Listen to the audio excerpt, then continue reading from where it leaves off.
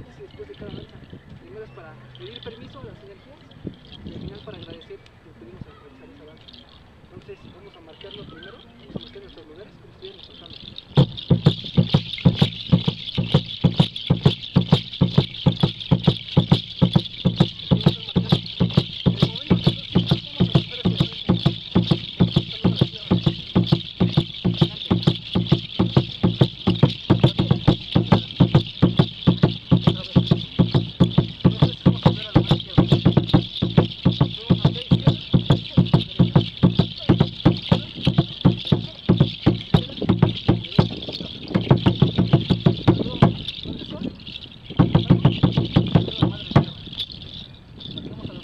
Después de esto, vamos a avanzar 1, 2, 3, 4, giramos.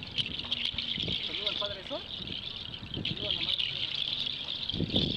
Terminamos este paso y vamos a marcar a los 4 rumbos con el pie izquierdo.